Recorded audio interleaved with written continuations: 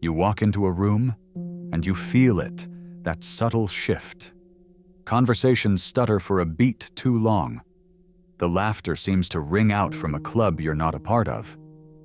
You try to join in, you say all the right things, you smile, you agree. You make yourself as pleasant and non-threatening as you possibly can. But there's a wall, an invisible barrier you just can't seem to break through. People are polite, sure, but they're distant. They drift away, and you're left on the outside looking in, yet again. It's a cold, familiar ache, isn't it? That sting of being picked last for the team, the digital quiet of an unanswered text, the heavy silence of another weekend with no plans. You get home, and one question echoes in your mind. What is wrong with me? You feel like you've tried everything. You've read the books on charisma, practiced active listening, and become a social chameleon, changing your colors to blend in with any group. But the result is always the same. This profound, biting sense of isolation. It feels like you're screaming in a soundproof room. You're there, but you're not really seen. This persistent social friction is one of the most painful experiences a human can have. Our brains are hardwired for connection. Social rejection actually lights up the same neural pathways as physical pain.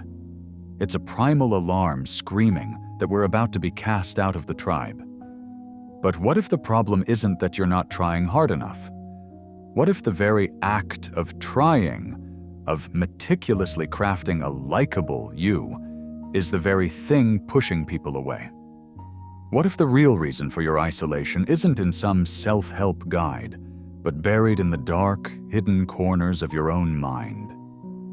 The Swiss psychiatrist Carl Jung, one of the most important thinkers of the 20th century, had a revolutionary idea about this. He argued that we all have a hidden side, a part of us we disown and hide from the world, and even from ourselves. He called it the shadow. And it's this unacknowledged, unseen part of you that secretly runs your life, sabotages your relationships, and repels the connection you so desperately crave. As Jung famously said, "Until you make the unconscious conscious, it will direct your life, and you will call it fate." Before we dive into the shadow, we need to talk about the mask we wear to hide it. Jung called this mask the persona. The word persona originally comes from the Latin term for the masks worn by actors in ancient theater to show what role they were playing. It's a perfect metaphor. Your persona is the carefully edited version of yourself you show the world. It's the good employee, the cool friend, the supportive partner. Now, the persona isn't inherently bad. We need it to get by in society. It helps us adapt to different situations and keeps things running smoothly. You have a work persona, a different one with your friends, and another one with your family. These masks make interactions easier. Without a persona, we'd be raw, unfiltered nerve endings, probably creating friction everywhere we went. The trouble starts when we forget we're wearing the mask. The danger kicks in when we start to believe that the social role we're playing is all we are. It's a trap so many of us fall into, especially if we're desperate for approval. We get so good at being what others want that we lose track of who we actually are. Think about it. From the time we're kids, we're trained to have a pleasing persona. We get rewarded for being polite, agreeable, and quiet. We get punished or corrected for being too loud, too angry, or too much of anything. So we learn to bury the traits that get a bad reaction and amplify the ones that get applause. We build a persona out of the expectations of our parents, our teachers, and our culture. This mask only shows our most acceptable side. It becomes our shield against judgment and rejection. But this shield comes at a huge cost. When you live only through your persona, you're living an inauthentic life. You become a PR agent for an ego that's terrified of being seen for what it really is. Every conversation is a performance. You're constantly scanning faces for approval, adjusting what you say and do to get a pat on the back. It's exhausting. You're not connecting with people, you're managing them. And here's the cruel twist. People can feel it. They might not be able to put it into words, but they sense the disconnect. They feel the emptiness behind the perfect smile. Talking to someone who is all persona is like talking to a press secretary. The words are smooth, but you know you're not getting the real story. This leads to shallow relationships that lack the depth and honesty that real connection requires. You're trying so hard to be liked that you become fundamentally unlikable. Not because you're a bad person, but because you're not a real person in that moment. You're just a collection of socially approved traits, and nobody can connect with a concept. This creates a brutal feedback loop. The more rejected you feel, the tighter you cling to the persona, convinced that if you just perfect the mask, you'll finally get the approval you need. But the more you perfect the mask, the more fake you become, and the more alone you feel. Jung warned that over-identifying with the persona is a slow-motion self-betrayal, trading your soul for a little bit of validation. You become a prisoner in a jail you built yourself, never realizing the door was unlocked the whole time. If the persona is the highlight reel we show the world, the shadow is everything on the cutting room floor. It's the vast, dark continent of our inner world, filled with every part of ourselves we've ever repressed, rejected, or disowned. It's the part of you that you've decided is unacceptable, what Jung called the thing a person has no wish to be. When you were a kid and got angry, were you told to be nice? That anger went into the shadow. When you felt selfish for wanting something just for you, were you shamed for not sharing? That selfishness got banished to the shadow. Aggressive thoughts, secret desires, shameful memories, deep-seated fears. All of this gets shoved down into the unconscious, forming the dense, powerful thing Jung called the shadow. Now, it's really important to get this. The shadow isn't evil. It's just the other side of your ego. It's a source of both creativity and destruction. Think of it like a basement in your house. You might toss everything you don't want to look at down there. Broken furniture, old junk, embarrassing stuff. You lock the door and pretend it's not there. But it doesn't just vanish.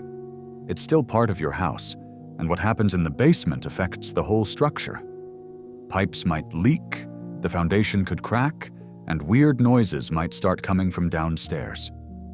The less we acknowledge our shadow, the blacker and denser it is, as Jung wrote. It doesn't just sit there quietly. It's an active, dynamic part of our psyche. When we ignore it, it festers. It gains power in the darkness and starts running our lives in ways we can't see. This unacknowledged part of you becomes an unconscious snag, thwarting our most well-meant intentions. You might want a healthy relationship, but your shadow, holding your repressed fear of intimacy, will subtly sabotage it.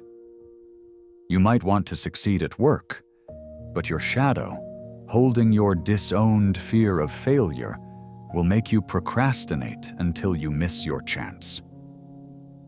And the shadow doesn't just hold negative stuff. It can also contain incredible strengths and positive qualities, what's sometimes called the golden shadow. Maybe you were taught that being assertive was bossy, so you buried your natural leadership skills. Maybe you were told your artistic side was a waste of time, so you repressed your creativity, your confidence, your passion, your righteous anger, your wild joy. All of these can get locked away in the shadow if they didn't fit into the neat little box of what your family or society expected. Your shadow, then, holds a massive amount of raw, vital energy. It's a source of real psychological power. It's where your spontaneity, creativity, and authenticity are hiding. By denying the shadow, you're not just denying your dark side. You're cutting yourself off from a huge part of your own life force. You're living a half-life, running on a fraction of your full power. The path to becoming a whole person and having real connections isn't about getting rid of the shadow. That's impossible anyway. It's about turning on the light. It's about having the guts to walk down into that basement, see what's really there, and bring it upstairs where you can understand it and make it a part of your home. So you've got this perfect persona on one side and this disowned powerful shadow on the other. You might think you have it all under control. You show your polished mask to the world and keep the messy parts locked away. But our minds don't work like that. The shadow always finds a way out. It leaks. And this unconscious leakage is what poisons our interactions and makes us repel others, often in ways that are totally baffling to us. The main way this happens is through a process Jung called projection. Projection is an unconscious reflex where we take our own unacceptable qualities and pin them on other people. Instead of seeing the anger, envy, or insecurity in ourselves, we see it everywhere around us. Jung's student, Marie-Louise von Franz, explained that projection is like being in a dark room and thinking the scary monsters are outside the window when they're actually in the room with you. Let's make this real. Imagine you have deeply repressed your own anger. You were taught anger is bad, so you shoved it into your shadow and built a persona of being calm and easygoing. Now, your unconscious is swimming in unexpressed rage. Since you can't see it in yourself, your mind finds another way to deal with it. It projects it outward. Suddenly, you're surrounded by angry people. Your boss is always hostile. The person at the grocery store is unreasonably aggressive. You complain to your friends, "Why is everyone so angry all the time?" That intense irritation you feel towards their anger is the key. That strong emotional reaction is a huge clue that you're looking at your own shadow in the mirror. People around you pick up on this. They feel your unwarranted judgment and hostility, which might leak out as passive aggressiveness, a tense posture, or a subtly critical tone. They pull away, not because they're inherently angry, but because they're reacting to the unconscious hostility you're beaming at them. You've created a self-fulfilling prophecy. This happens with any buried trait. If you've disowned your ambition because you were taught it was selfish, you'll get incredibly annoyed by ambitious, successful people. You'll call them arrogant or ruthless. Your repressed insecurity will make you see criticism in others, even when they don't mean it. You'll walk into a room, assuming. People are judging you because deep down, that's what your own shadow is doing to you. This constant, low-grade judgment of others makes people really uncomfortable. It creates an atmosphere of tension and mistrust, and they'll naturally want to get away. Beyond projection, the shadow leaks out through plain old inauthenticity. When there's a huge gap between your conscious persona and your unconscious shadow, you become internally divided. Your words say one thing, but your energy, your body language, your tone, the look in your eyes, says something else entirely. You say, "It's so great to see you," with a big smile, but your body is tense and your eyes are guarded. You agree to do a favor, but a flicker of resentment crosses your face.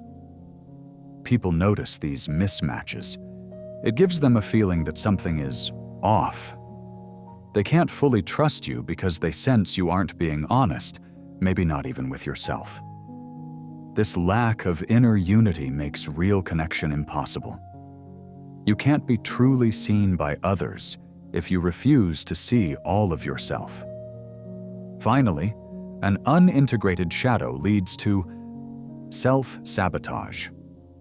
The shadow holds your repressed impulses. When a relationship starts getting deep and intimate, your shadow, holding your terror of being abandoned, might get triggered. Without even realizing it, you'll start a fight, become distant, or act out in a way that pushes your partner away to protect you from the potential pain of being left. You bring about the very thing you feared, proving your shadow's deep-seated belief that you're unworthy of love. You are, as Jung said, always standing in his own light and falling into his own traps. You become the architect of your own loneliness, while your conscious mind is left completely baffled, asking that same old question, what did I do wrong? The solution, then, isn't to try harder to be liked. It's not about building a better persona or finding new ways to crush your shadow down. That road just leads to more loneliness. The real path to authentic connection is what Jung called individuation, the process of becoming a whole, integrated person. And the first, most critical step on this heroic journey is to confront and integrate the shadow. This isn't easy. They call it shadow work for a reason.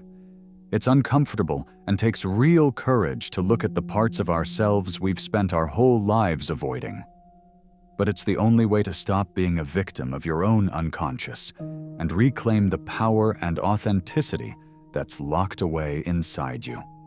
Here are a few practical ways to start this process. Your strongest emotional reactions to other people are a treasure map to your own shadow. Jung's insight here is the perfect guide. Everything that irritates us about others can lead us to an understanding of ourselves. Start paying close attention to what triggers you. Who are the people that make you unreasonably angry, envious, or judgmental? Make a list. Is it the loud, attention-seeking person at the office? The super-disciplined, successful colleague? The free-spirited friend who seems to have no responsibilities? These people are mirrors. The traits you can't stand in them are very likely disowned parts of yourself. The loud person might be mirroring your own repressed desire to be seen. The successful colleague might reflect your own buried ambition. The free spirit could be showing you your own secret longing for freedom from the rigid persona you've built. Don't judge the feeling. Get curious about it.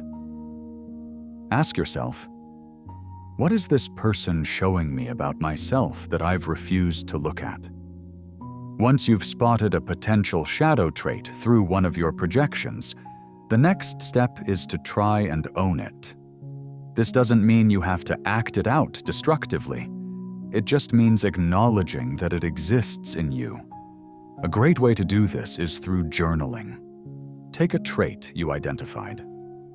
Let's say you're always annoyed by people you see as arrogant. Sit with that feeling. At the top of a blank page, write, "My arrogance." Now just explore it without judgment. Ask yourself questions like, in what ways have I been arrogant, even if it was just in my own thoughts? Is there a part of me that secretly feels superior to other people to cover up an insecurity? When I was a kid, was I ever shamed for being proud of something I did? What would it feel like to allow myself a healthy sense of self-worth?